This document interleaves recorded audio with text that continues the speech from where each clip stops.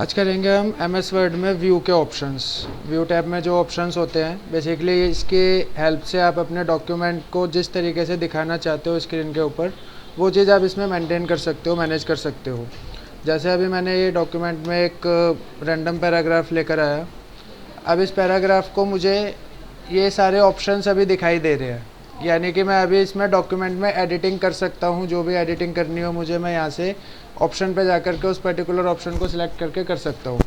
अब मुझे क्या करना है, मुझे सिर्फ़ और सिर्फ अपने डॉक्यूमेंट को रीड करना है। रीड करने का मतलब है कि मैं कुछ उसमें एडिटिंग ना करूँ, एक ये जितने भी ऑप्शंस आ रहे हैं ऑप्शंस मुझे दिखाई ना दे, सिर्फ मैं अपने डॉक्यूमेंट को प्रॉपरली रीड कर पाऊँ। तो मैं क्या करूँगा, व्यू पे जा कर के रीड मोड का ऑप्शन यहाँ पे एक दिया हुआ है। आप रीड मोड पे क्लिक करेंगे तो आपका डॉक्यूमेंट इस तरीके से आपको दिखाई देगा। फुल स्क्रीन के ऊपर आप देख सकते हो और आप इसको कंफर्टेबली रीड कर सकते हो। जैसे कोई ऑप्शन नहीं आ रहा तो आपका कोई डिस्ट्रैक्शन नहीं होगा, कुछ नहीं होगा। और एक एक पेज करके राइट एरो से और लेफ्ट एरो से आप पेजेस को, जैसे बुक में आप पेजेस को फोल्ड करते हो इस तरीके से आप राइट एरो और लेफ्ट एरो का यूज़ करके पेजेस को बैक और फॉरवर्ड कर सकते हो। समझ आया?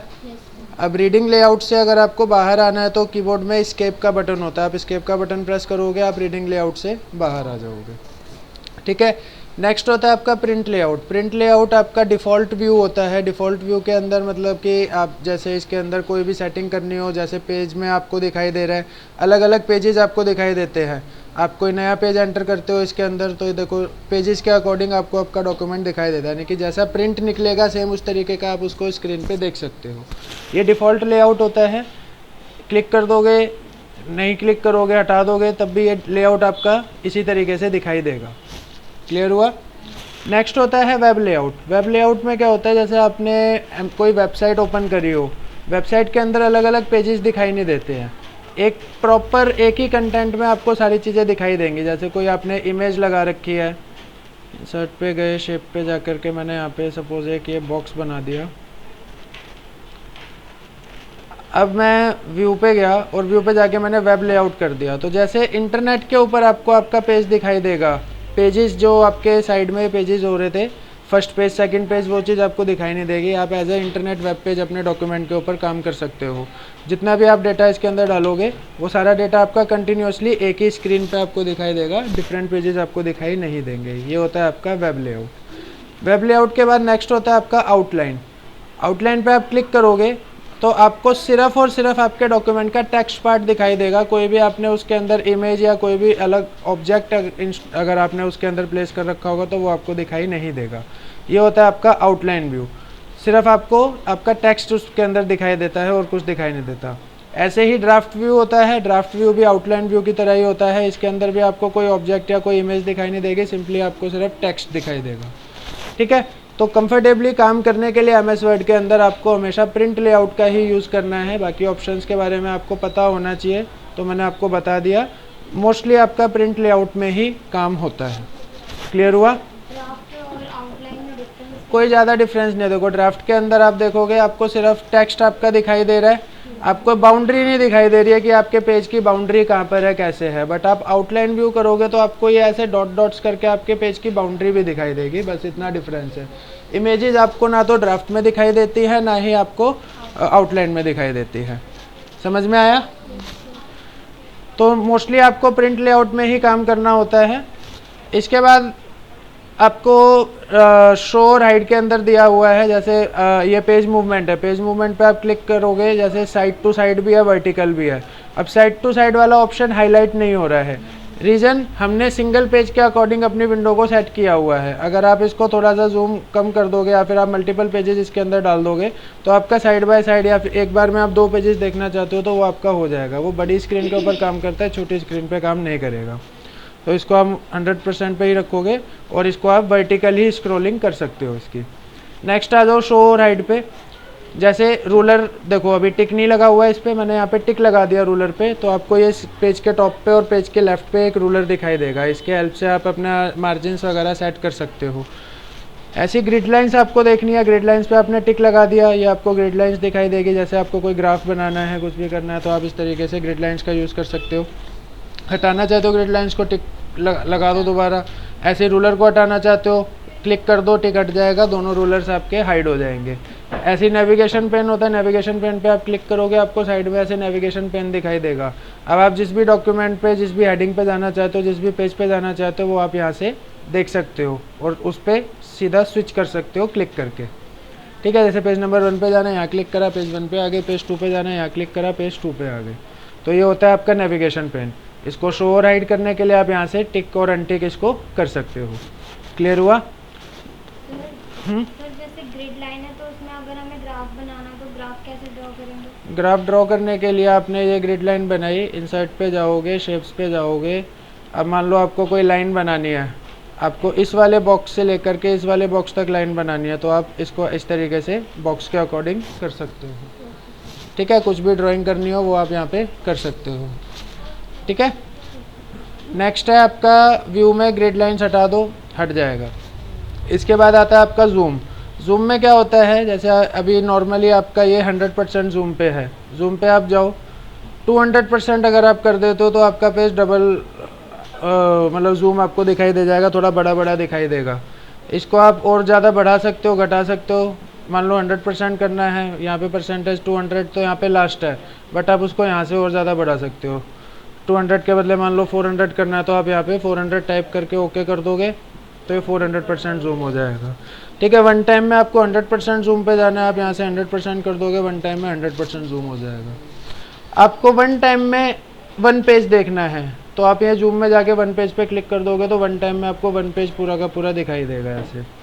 ठीक है, अभी क्या था, ऊपर नीचे कहीं ना कहीं हो जा रहा था जूम में, बट वन पेज कर दोगे तो वन टाइम में वन पेज आपको ऐसे ही स्क्रीन के ऊपर दिखाई देगा। मल्टीपल पेजेस देखने, आप मल्टीपल पेजेस पे क्लिक कर दोगे तो एक बारी में आपको 2 पेजेस ऐसे दिखाई दे जाएंगे। आप पेज की विड्थ के अकॉर्डिंग जूम करना चाहते हो, पेज विड्थ पे आप क्लिक कर दोगे, आपका पेज की विड्थ के अकॉर्डिंग जूम हो जाएगा। एक टाइम में पूरे पेज की जितनी चौड़ाई होगी उतनी चौड़ाई के हिसाब से जूम आपको दिखाई देगा।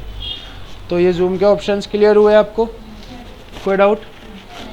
अब नेक्स्ट होता है आपको एक ही डॉक्यूमेंट के ऊपर अलग अलग पेजेस पे अगर काम करना है तो आप कैसे करोगे। ध्यान से समझना, एक ही डॉक्यूमेंट के ऊपर अलग अलग पेजेस में काम करना है तो आप एक ही डॉक्यूमेंट की अलग अलग विंडोज़ बना दोगे। जैसे मान लो मैं अभी इस पेज में 2 पेज है, इस डॉक्यूमेंट में मेरे पास 2 पेज है, मैंने न्यू विंडो पे क्लिक करा तो इसी डॉक्यूमेंट की देखो 2 विंडोज़ मेरे पास बन गई। यहाँ देख रहे हो डॉक्यूमेंट 1 आ रहा है, डॉक्यूमेंट 1 2 आ रहा है। अगर मैं डॉक्यूमेंट 1 पे क्लिक करता हूँ तो मैं सेकंड पेज पे हूँ अभी, यहाँ पे मैं कोई भी काम करूँगा वो काम मुझे दिखाई दे जाएगा। ऐसे ही मान लो मुझे दूसरी विंडो पे काम करना है तो मैं यहाँ पे डॉक्यूमेंट 1 की सेकंड विंडो पे गया और इसमें मुझे यहाँ पे काम करना है तो मैं यहाँ पे काम कर सकता हूँ। एक ही पेज में अलग अलग लोकेशंस पे काम करना है तो उसके लिए मैं मल्टीपल विंडोज़ उसकी बना दूँगा। अब 2 विंडोज़ मेरी बनी हुई है, अब मैं दोनों विंडो को एक साथ देखना चाहता हूँ। काम अलग अलग पेज पे करना है बट मुझे देखना उसको एक साथ है, तो मैं यहाँ से अरेंज ऑल पे क्लिक कर दूंगा। अरेंज ऑल पे क्लिक करा तो देखो ये आ गया मेरा फर्स्ट पेज और ये आ गया मेरा सेकंड पेज।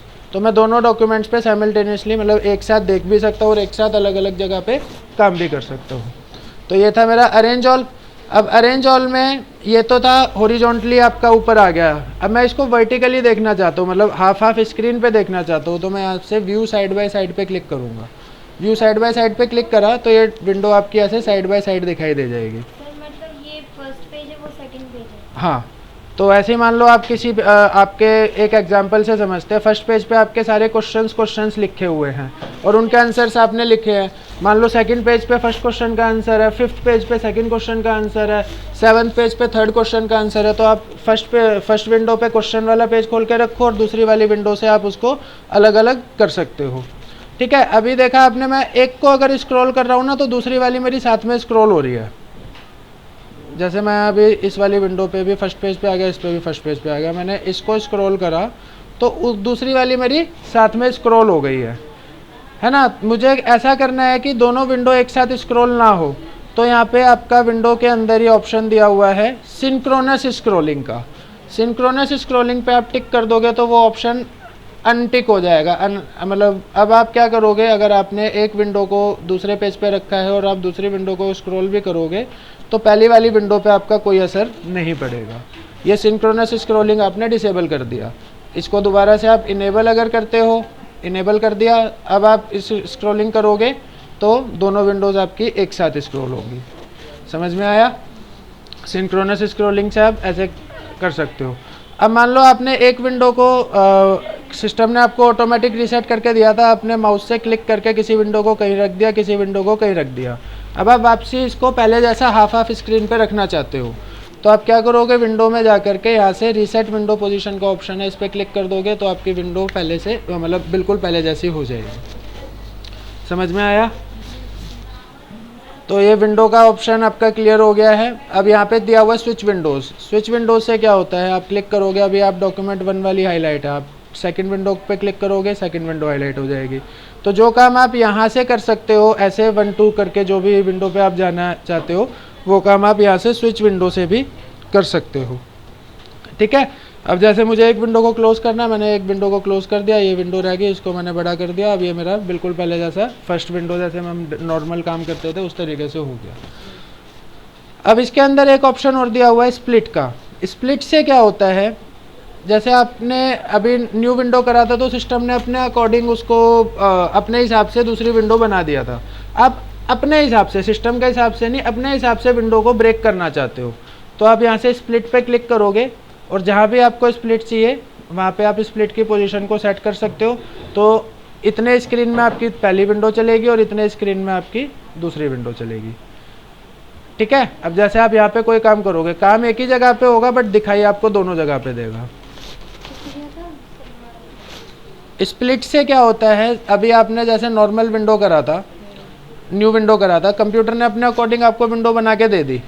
आप कंप्यूटर के अकॉर्डिंग ना चल के अपने अकॉर्डिंग चलना चाहते हो तो आप स्प्लिट का यूज़ करोगे। जिस पोजीशन पे आप स्प्लिट लगाना चाहते हो, जितना पार्टीशन आप फर्स्ट पेज के लिए देना चाहते हो उतना पार्टीशन आप ऑटोमेटिक उसको मतलब अपने अकॉर्डिंग दे सकते हो। ऑटोमेटिक नहीं होता है। क्लियर हुआ? अब ये 2 विंडो बनी हुई है, एक को क्लोज कर देते हैं, आगे बढ़ते हैं। तो ये विंडो के ऑप्शंस आपको सारे समझ आ गए। सारे ऑप्शंस मैंने एक्सप्लेन कर दिए हैं, फिर भी कोई डाउट आता है तो आप मुझसे पूछ लेना। इसके बाद लास्ट ऑप्शन आता है इसमें मैक्रोज का। मैक्रोज में क्या होता है, आपको कोई काम बार बार करना होता है। जैसे आप किसी कंप्यूटर इंस्टीट्यूट में जॉब कर रहे हो और वहाँ पे सुबह से शाम तक काफ़ी सारे बच्चे फ़ीस देते हैं और आपको सबकी फ़ीस के लिए अलग अलग से रिसिप्ट बनानी है। अब रिसिप्ट का एक फॉर्मेट तो सेम होता है, सबके लिए आपको सेम फॉर्मेट बनाना है। तो आप क्या करोगे, उस काम को रिकॉर्ड करके रख लोगे। अब रिकॉर्ड करने का एक ऑप्शन होता है मैक्रोज। आप मैक्रोज पे जाओगे और यहाँ पे रिकॉर्ड मैक्रो का एक ऑप्शन आ रहा है। रिकॉर्ड मैक्रो पे आपने क्लिक करा। मैक्रो का नाम सपोज दे दिया आपने फीस रिसिप्ट। इसके बाद आप बटन देना चाहते हो, इसको कोई बटन पे क्लिक करोगे। ये बटन नहीं आया, मैक्रो पे गए, रिकॉर्ड मैक्रो, फीस रिसिप्ट, और यहाँ से कीबोर्ड पे आपने क्लिक करा और आप कीबोर्ड की कौन सी शॉर्टकट की देना चाहते हो, मान लो आप इसको देना चाहते हो Ctrl+L। Ctrl+L आपने यहाँ पे इसको शॉर्टकट की दे दी और इसके बाद आप इसको कर दोगे क्लोज। तो जैसे ये साइन आ रहा है बना हुआ है, इसका मतलब अब आपकी रिकॉर्डिंग चालू है। अब आप यहाँ पे कुछ भी रिकॉर्ड कर सकते हो। जैसे मान लो मैंने टाइप करा Usha computer education and academics, इसको सेंटर अलाइन कर दिया, इसको सिलेक्ट करके इसका साइज़ बड़ा कर दिया, बोल्ड कर दिया, अंडरलाइन कर दिया, साइज़ छोटा करा, बोल्ड अंडरलाइन हटाया। M2/18 main market road Buddha विहार फेस 1 दिल्ली।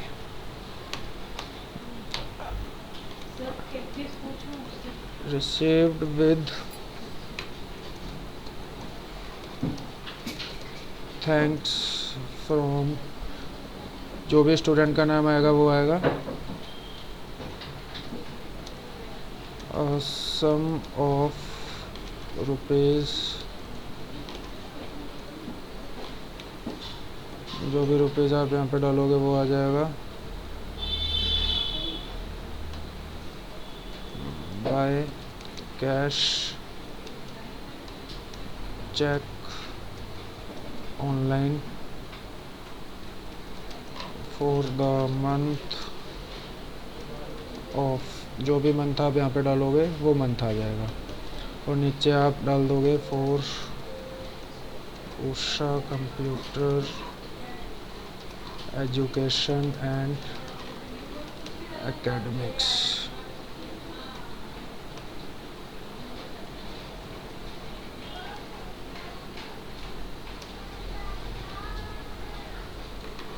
Authorised signatory.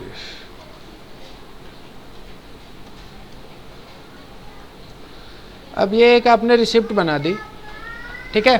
अब इस रिसिप्ट को बनाने में आपको टाइम लगा और आपके पास 10 बच्चों ने लाइन लगा दी कि हाँ हमारी फ़ीस ले लो, हमारी फ़ीस ले लो। तो आप 10 बच्चों के लिए बार बार टाइप करोगे, तो हमें इसको बार बार टाइप नहीं करना। हमने इसका ये मैक्रो रिकॉर्ड कर दिया पहले ही।